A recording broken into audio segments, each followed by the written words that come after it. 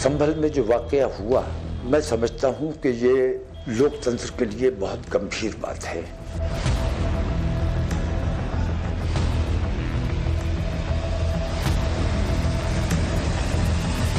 किसी भी चीज का पालन नहीं किया गया। इससे धार्मिक उन्माद फैलाने की भी कोशिश की गई। इससे अदालत पे अंगुश दुबाई करने का लोगों को मौका मिलेगा। पूरी दुनिया में हमारे देश की अदालत अगर बदनाम होती है तो हमारे लिए डूब मरने का मुकाम है। ये सिर्फ अपने राजनीतिक लाभ के लिए ये इस किस्म की हरकतें करते और करवाते हैं। नमस्कार, राष्ट्रवाद के स्पेशल एडिशन में आपका स्वागत है। आपके साथ मैं हूं राकेश पांडे।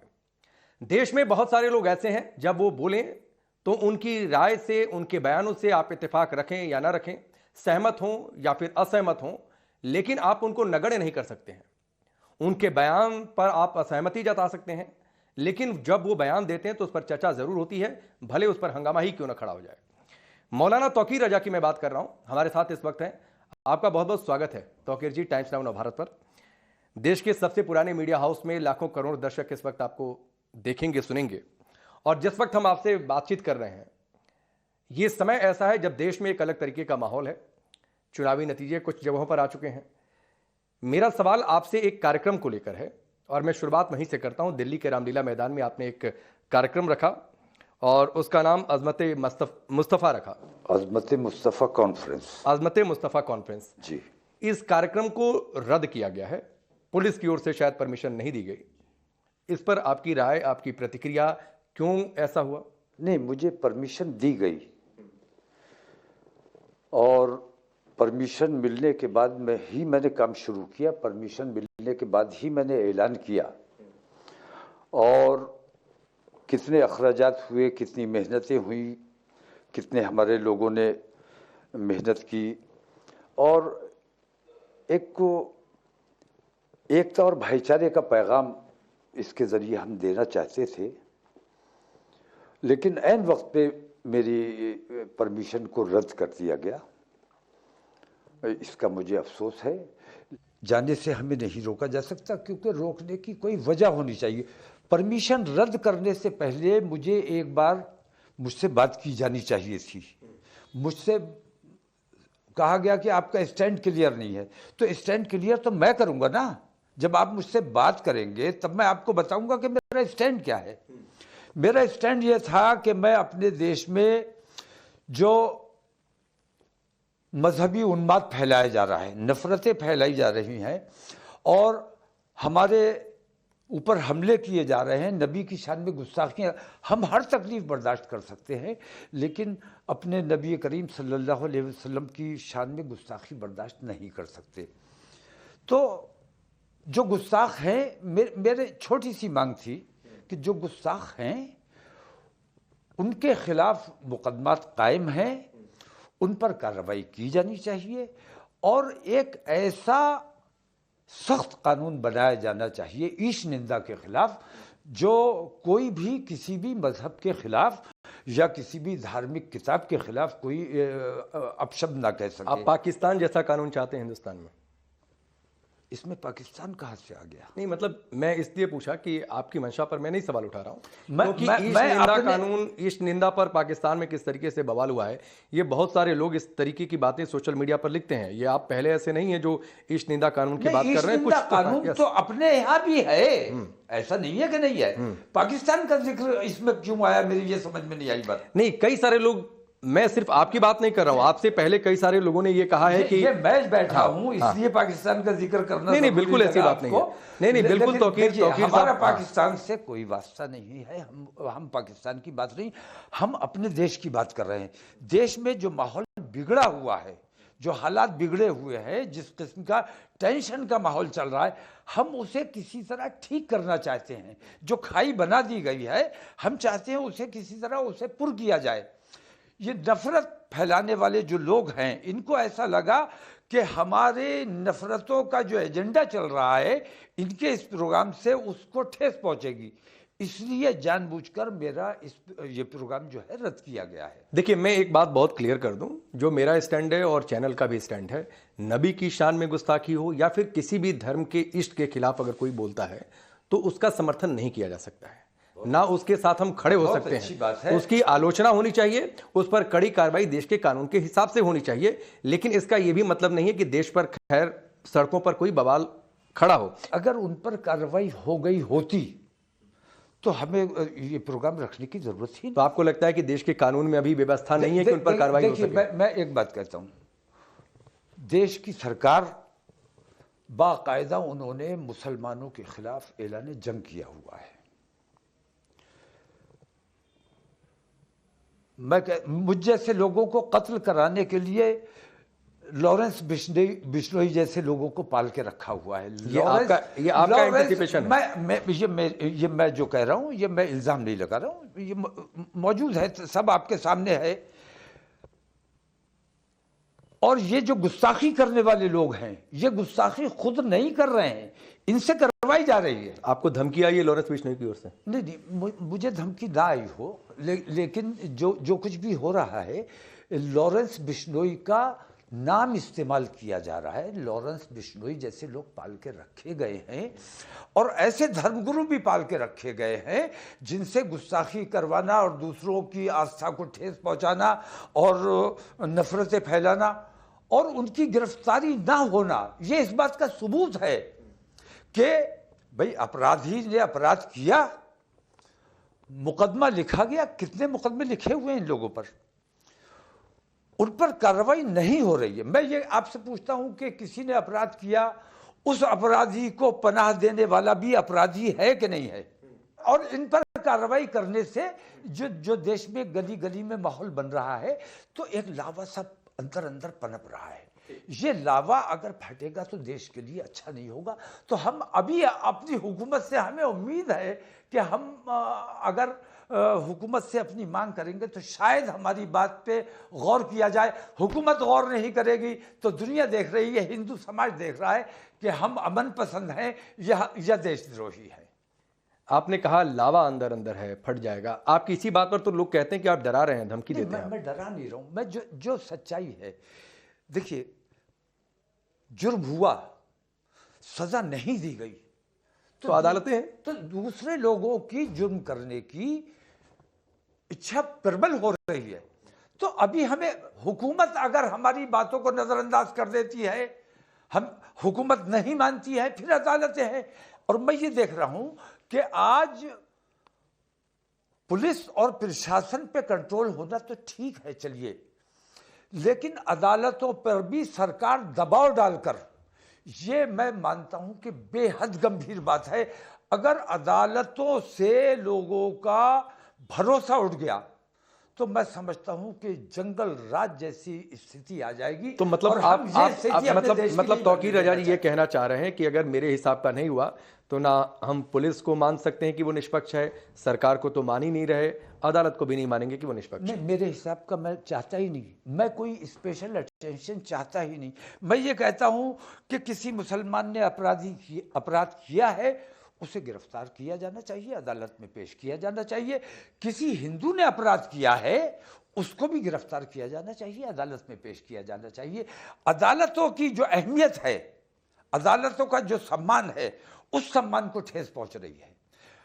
मुजरिम जुर्म करने के बाद आजाद घूम रहा है, इससे बड़ा अन्याय नहीं हो सकता। आप शब्द जो इस्तेमाल कर रहे हैं कि दिल्ली को ताकत दिखानी होगी, फिर आप ये कह रहे हैं कि मुसलमान एकजुट होकर दिल्ली का घेराव करेंगे, जिस दिन सड़कों पर उतर आएंगे तो तुम्हारी रूह कांप उठेगी, ये सारी बातें आप कह रहे हैं। तो ये दरख्वास्त करने वाली भाषा तो नहीं हो सकती। देखिए, ऐसा है, स्टेप बाय स्टेप करेंगे। हाँ, नहीं, मैं ठीक है, हाँ, बिल्कुल। मैं जयपुर में जो कुछ भी मैंने कहा है, मैं इनकार नहीं कर रहा हूं।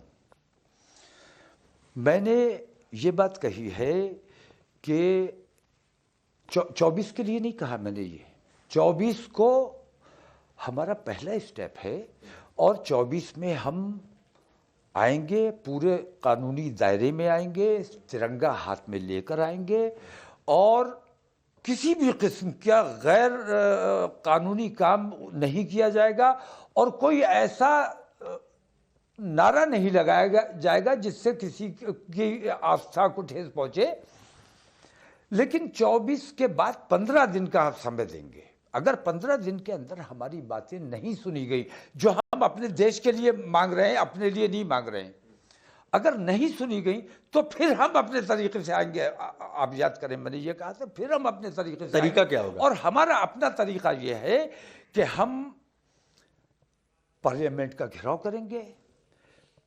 अभी हमारी लोकल कॉल है, अभी दिल्ली एनसीआर के लोगों को हमने दावत दी है।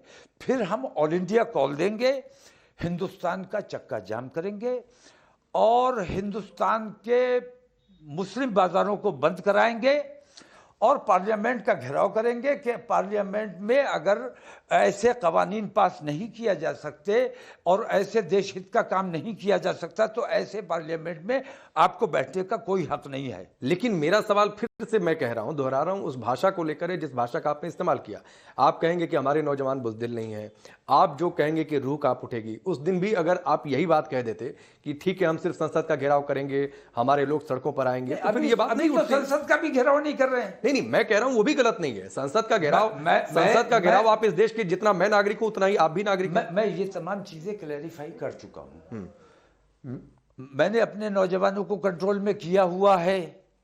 मैं बार बार ये बात कहता हूं कि हमारे साथ जुल्म हो रहा है, ज्यादती हो रही है, बुलडोजर चलाए जा रहे हैं, लिंचिंग की जा रही है, मस्जिदों के सामने हनुमान चालीसा किया जा रहा है, मस्जिदों को बुलडोज किया जा रहा है। ये तमाम चीज़ें होने के बावजूद हमने अपने लोगों को कंट्रोल में किया हुआ है। लेकिन उधर से भी कुछ लोग ऐसे सामने आने चाहिए जो अपने नौजवानों को कंट्रोल करें कि बूढ़े आदमी की दाढ़ी पकड़ के मारा जाता है, 20 साल के नौजवान 70 साल के बूढ़े को मार रहा है, पीट रहा है। ये गलत है। ये कौन सा गलत है। संस्कार कहां से आए? नहीं, लिंचिंग। हाँ, मुझे बात मुकम्मल करने दीजिए। जैसे इन्हीं नफरतों की बुनियाद पर जैसे बहराइच हादसा हुआ, तो बहराइच हादसे में देखिए जिनका बच्चा मरा उनके घर में कैसा मातम होगा, उनके यहाँ कैसा गम होगा। ऐसा गम हमने कितनी बार उठाया है। हम ये चाहते हैं कि ऐसे मातम, ऐसे गम हमारे ना हिंदू घर में हो ना मुसलमान घर में हो। तो हम एकता भाईचारे का माहौल बनाना चाहते हैं और लोगों को लगता है कि हम इससे कहीं नफरतें फैलाने का काम कर रहे हैं। तो मेरी भाषा थोड़ी, लहजा मेरा थोड़ा तल्ख हो सकता है, लेकिन मेरा मकसद कभी अपने देश को नुकसान पहुंचाना या अपने किसी देशवासी की भावना को ठेस पहुंचाना नहीं। चलिए, आपने पहली बार ये माना कम से कम कि आपकी भाषा और लहजा कई बार तल्ख हो सकता है। आपने कहा लिंचिंग किसी की भी हो गलत है, चाहे हिंदू हो या मुस्लिम हो। दाढ़ी आपने कहा कि नोची गई, गलत है, सख्त से सख्त सजा मिलनी चाहिए। लेकिन ऐसा नहीं तौकीर साहब की लिंचिंग सिर्फ मुसलमानों की हुई, इस देश में हिंदुओं की भी हुई। सरतन से जुदा के नारे भी लगे, सरतन से जुदा कर भी दिए गए। बहुत सारे आप लोगों के बीच से विरोध भी किया। मैं ये भी कह रहा हूं, लिंचिंग का इल्जाम गलत लगा रहे हैं आप। हाँ। लिंचिंग हमारे जानिब से कभी नहीं हुई है। कन्हैया लाल जिसकी उस वक्त हत्या की गई और मैंने उस वक्त भी सख्त मजम्मत की थी। हाँ, मैं कह रहा हूं कि बहुत सारे लोगों ने मजम्मत की। मैं बहुत सख्त नाराजगी का इजहार किया था कि उनकी जानिब से अगर कुछ हुआ था या उनके बच्चों ने कोई पोस्ट डाल दी थी तो वो तो बेचारा इनोसेंटली उनका नाप ले रहा था। उसके ऊपर कैसे हाथ उठा, कैसे कर सके, और उसके बाद जिस बेशर्मी से उन्होंने हंस हंस के वीडियो बनाई, मुझे बेहद तकलीफ हुई, मुझे बेहद शर्म आई अपने लोगों पर कि हम कहाँ जा रहे हैं। हम अपने लोगों की किसी भी गलत बात का किसी भी हालत में समर्थन नहीं करते हैं। ठीक, बहुत अच्छी बात है, मैं तारीफ करता हूं आपकी इसके लिए। कुछ 4-5 मिनट और मैं आपका लूंगा। संभल को लेकर बहुत सारी बातें हो रही हैं। उसमें मदनी साहब ने कहा कि पुराने गड़े मुर्दे उखाड़ने की कोशिश हो रही है। मतलब मुर्दे गड़े हुए थे, उनको उखाड़ना गलत हो रहा है। गड़े मुर्दे उखाड़ने की बात नहीं है। ये मदनी साहब ने कोट किया था, इसलिए मैंने उनको कोट किया। मैं किसी के भी कहने पर मैं अपना कोई रिएक्शन नहीं देता हूँ। अभी जैसे संभल में जो वाकया हुआ, मैं समझता हूँ कि ये लोकतंत्र के लिए बहुत गंभीर बात है अदालत का कायदा यह है कि किसी भी किस्म की याचिका दायर की जाए तो उस याचिका पर गौर किया जाता है कि यह सुनने योग्य है कि नहीं है? तो तारीख दे दी जाती है, आपकी याचिका ले ली गई, अब इस पर गौर किया जाएगा। याचिका दायर, अच्छा, दूसरे पक्ष को भी नोटिस जाना चाहिए। संभल के मामले में ऐसा कुछ क्यों नहीं किया गया? संभल में याचिका आई, तुरंत उस पर सुनवाई की गई, याचिका कबूल की गई, उस पर सुनवाई की गई, उस पर आदेश जारी किया गया, और आदेश जारी होने से पहले वो लोग तैयार बैठे हुए थे कि आदेश आने वाला है, अभी हमें वहां जाके मस्जिद का सर्वे करना है। ये क्या है? ये क्या लोकतंत्र है? तो आपकी शिकायत किस बात से? आपको नहीं, मैं दो चीज, आपको आवाज उठानी चाहिए कि नहीं? मैं इसीलिए आपसे बातचीत कर रहा हूं। आपको लगता है कि हम आवाज नहीं उठा रहे हैं, तो फिर मैं आपसे ये सवाल ही नहीं पूछता। मेरा ये सवाल इसमें है कि आपकी शिकायत संभल मसले में इस बात को लेकर है कि सर्वे का आदेश क्यों आ गया, आपकी शिकायत इस बात को लेकर है कि इससे धर्मनिरपेक्षता प्रभावित होगी, या आपकी शिकायत इस बात से है कि जो तयशुदा कानूनी प्रक्रियाएं हैं उनका पालन नहीं किया गया? देख, किसी भी चीज का पालन नहीं किया गया। इससे धार्मिक उन्माद फैलाने की भी कोशिश की गई, इससे अदालत पे अंगुश दुबाई करने का लोगों को मौका मिलेगा। पूरी दुनिया में हमारे देश की अदालत अगर बदनाम होती है तो हमारे लिए डूब मरने का मुकाम है। हम तो दूसरे पक्ष के लिए कोई आदेश आ गया तो अदालतों पे अगर अदालत से भरोसा उठ जाएगा तो फिर क्या बचेगा? ये सिर्फ अपने राजनीतिक लाभ के लिए ये इस किस्म की हरकतें करते और करवाते हैं। तो मैं कहता हूं कि आप पुलिस का इस्तेमाल करो अपने फायदे के लिए, प्रशासन का इस्तेमाल करो अपने फायदे के लिए, लेकिन अदालतों को अपने दबाव में लेने की कोशिश मत करो, अदालतों को बदनाम करने की कोशिश मत करो। अदालतों से अगर लोगों का विश्वास उठेगा तो ये हमारे देश के लिए फिर तो नहीं तौकीर जी, फिर वही बात है जो मैंने बहुत शुरुआत में पूछा था कि आपके हिसाब का फैसला नहीं आया तो आपको मेरे बुरा लग गया। के फैसले की बात ही नहीं कर तो रहा। आप अगर कानूनी प्रक्रिया जो होनी चाहिए वो हुई कि नहीं हुई? तो इसीलिए मैंने 3 विकल्प आपको दिया था कि तयशुदा कानूनी प्रक्रियाओं का पालन नहीं हुआ, या फिर आपको एतराज इस बात से है कि सर्वे का आदेश क्यों आ गया। तो आपका एतराज मैं मानूं कि कानूनी प्रक्रियाओं का पालन नहीं। मैं सबसे पहले एक बात कहता हूं कि प्लेसेस ऑफ वर्शिप एक्ट मौजूद है। मोदी जी को चाहिए कि आपकी पार्लियामेंट है, आपका बहुमत है, आप उस एक्ट को खत्म कर दीजिए, उसके बाद जो चाहे करें। लेकिन जब तक वो एक्ट मौजूद है तो किसी भी धार्मिक स्थल पर, चाहे मुसलमान जाए चाहे हिंदू जाए, उसकी याचिका कबूल नहीं की जानी चाहिए।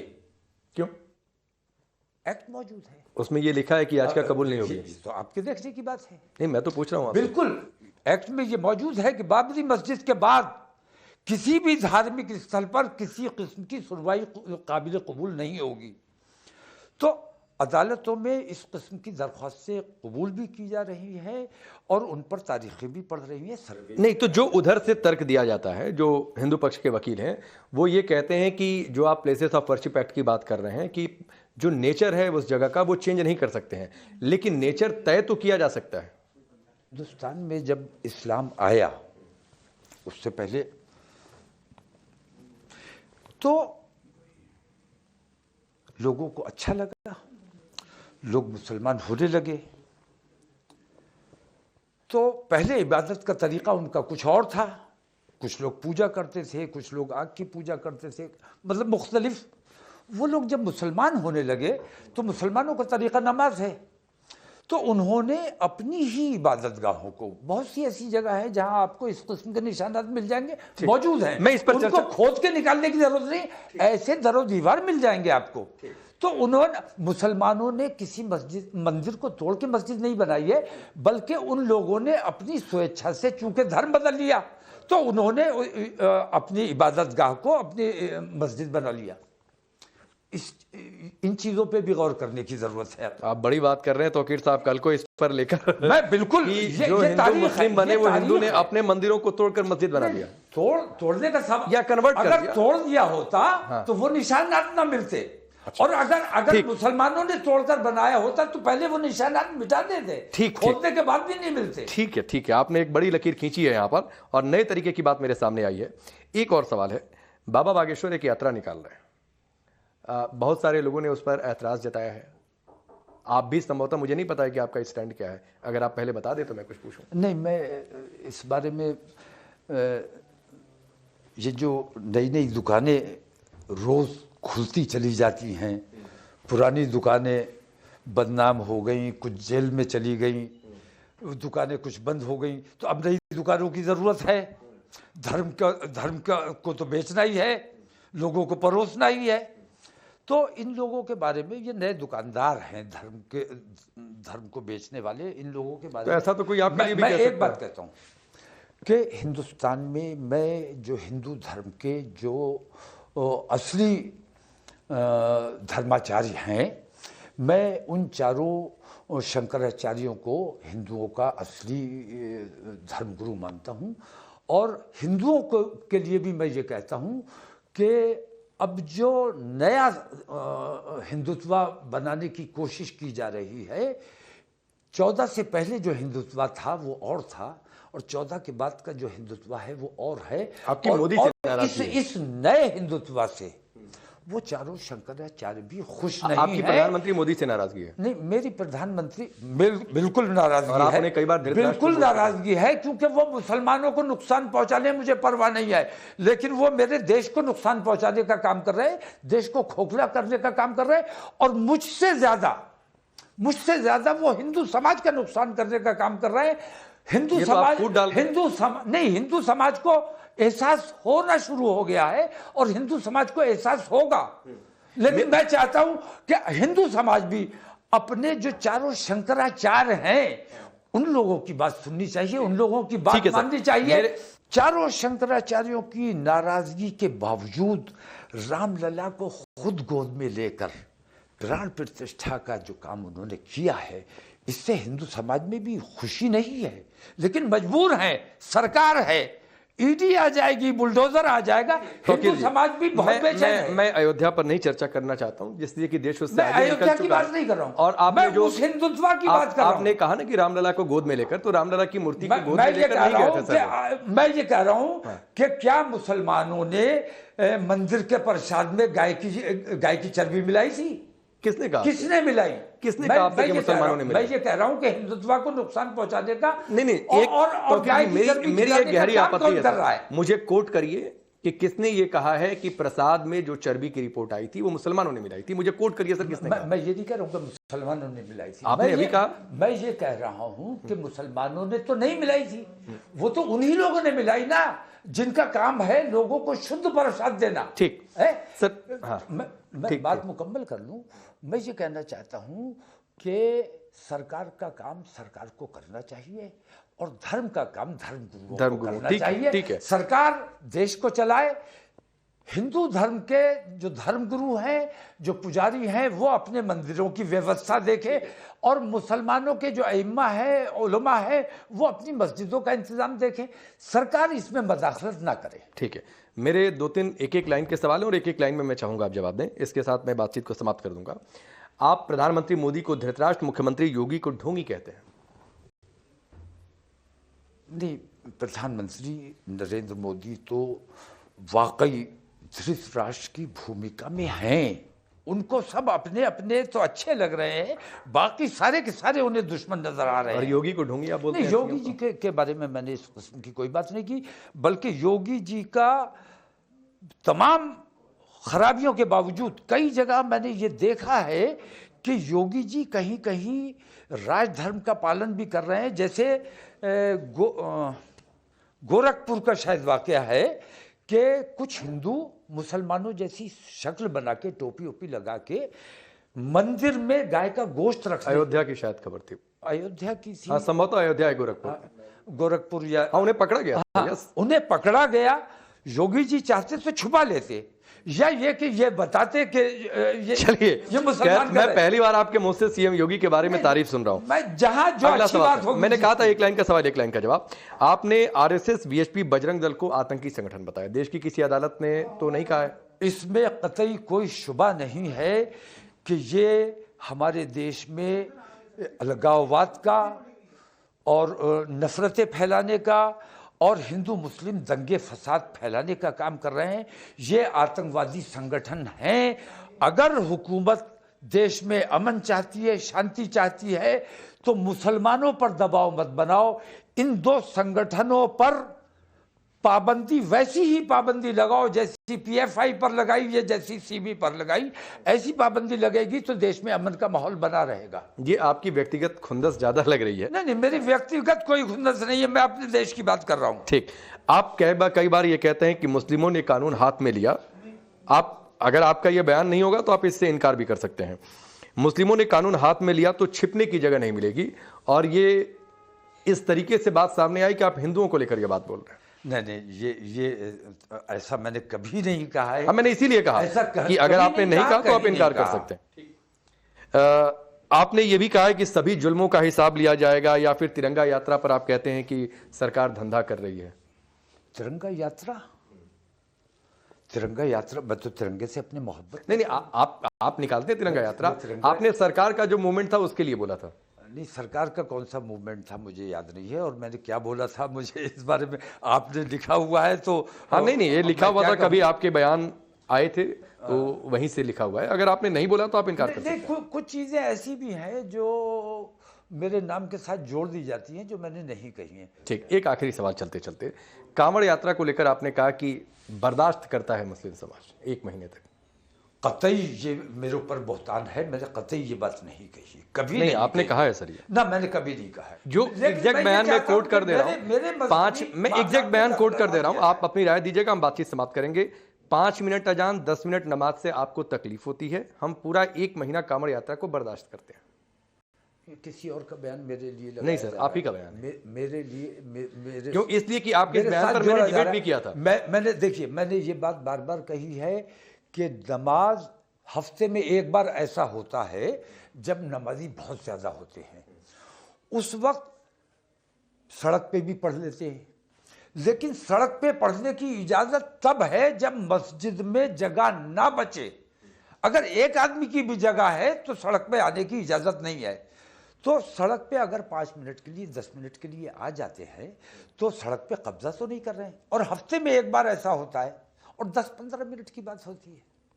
ये बात मैंने जरूर कही है। लेकिन कावड़ को हम बर्दाश्त करते हैं, बर्दाश्त करने का, उनकी आस्था के खिलाफ मैं कभी नहीं बोलता हूं। नहीं, ठीक है, ये आपने बोला था, आज आप उससे इनकार कर रहे हैं। नहीं, मैं इनकार नहीं कर रहा हूं। नहीं, ठीक है, अगर आप इनकार कर रहे हैं तो मैं इसका भी स्वागत करता हूं। नहीं, मैं इसका भी स्वागत करता हूं। हाँ। लेकिन मैं किसी की धार्मिक आस्था को ठेस नहीं पहुंचाता। ठीक है, बहुत बहुत धन्यवाद हमसे बातचीत करने के लिए मौलाना तौकीर रजा जी।